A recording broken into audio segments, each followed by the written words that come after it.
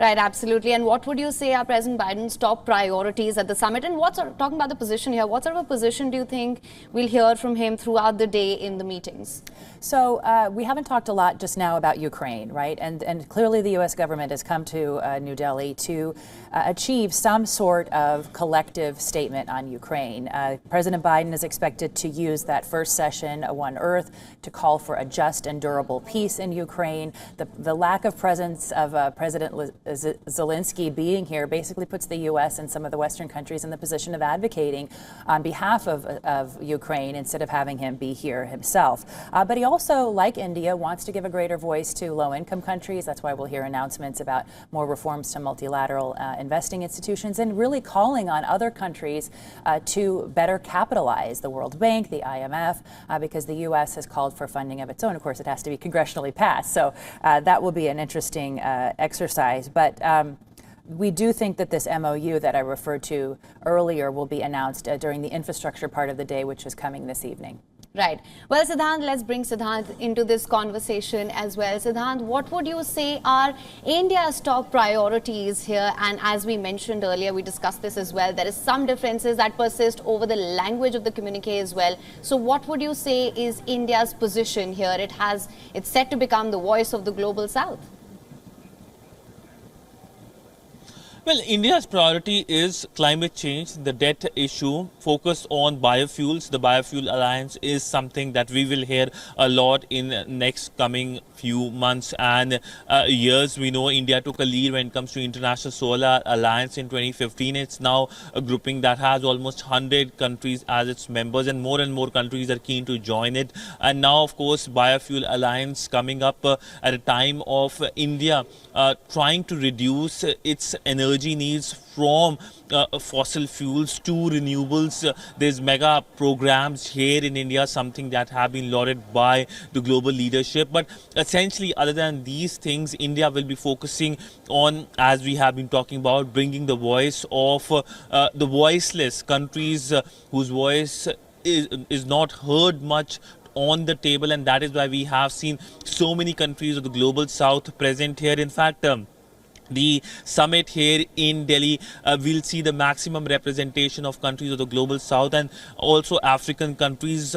So many African countries are present. Remember, South Africa is a permanent member of the G20, but Nigeria, Egypt, Comoros, Mauritius, these countries aren't members, and they have been invited in various capacities here at the G20 summit. Egyptian president coming to Delhi for the second time this year. So there's increased Africa Connect for New Delhi as well during this summit, and in overall policy parameters as well. India will also be focusing on resolving the issue of the debt crisis, something many countries have been impacted, including countries in India's neighborhood. Remember how India reached out to Sri Lanka amidst the economic crisis has been seen as a major model of resolving such kind of economic crisis in countries which are like Sri Lanka. Right. But all in all, India will be focusing on making sure that its imprint on global governance structure is there, and through this summit, India will be doing that. Right, absolutely. Now, Jessica, back to you. Now, of course, we saw the crucial bilateral meet between President Joe Biden and Prime Minister Modi as well. Defense ties, these have featured prominently in the discussions as well. What's your assessment of the defense ties between the two, and how do you see it evolving going forward? Well, I think Washington wants more defense ties than India does. Clearly, their foreign policies are very different in that respect.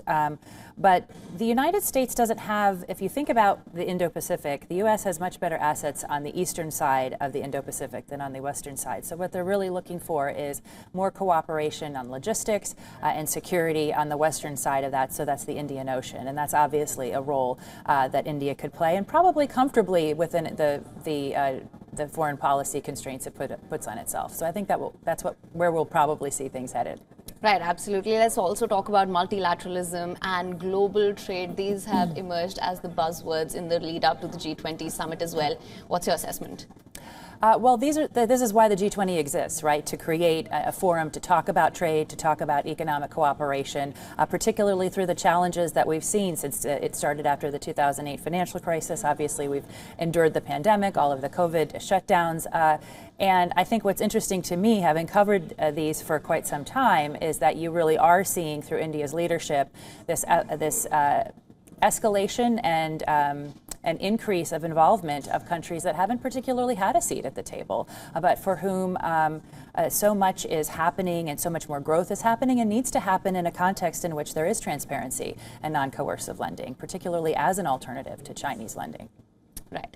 Well, for more updates on what's happening at the venue, let's just go across to Molly. Molly, what can you tell us? Who all has arrived at the moment? Also familiarize us with the schedule for the day and the sessions for the day.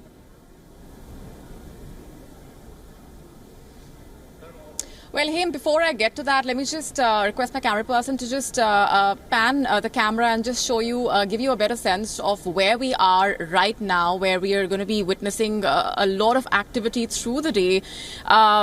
Just to let our viewers know, this is going to be the epicenter of all the action coming in from the G20 summit, where the leaders of the world's biggest economies are converging to try and find resolutions to the global crises and the challenges that our world is facing at this point.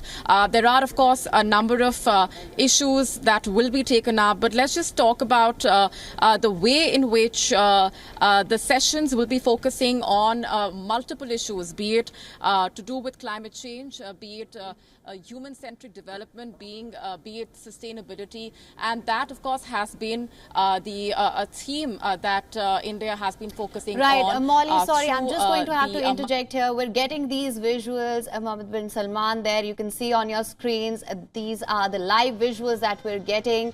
Now, most of the world leaders have gathered in India. These are the live visuals that we're getting in from New Delhi.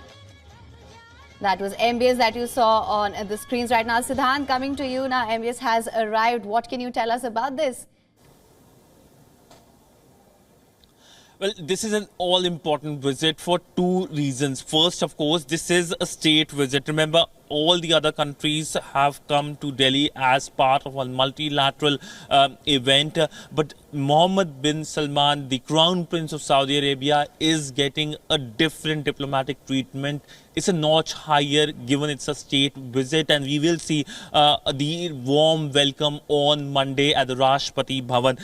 And the second, of course, is the big announcement later today on connectivity, connecting India to Europe via the Arab world, via the Saudi Arabia and UAE. And we will see leaders of India, Saudi Arabia, UAE and also US together announcing this project. This is something that is and has been in works for some time now. We saw the NSAs of India, US and Saudi Arabia also engaging on that earlier this year. But essentially a very, very important visit. But if I can give an overview of India-Saudi Arabia relationship, it has increased significantly in terms of trade. There are large number of members of the Indian diaspora in Saudi Arabia, and also remember the increased military-to-military engagement. The service chiefs have been to Saudi Arabia, and also focus for both sides is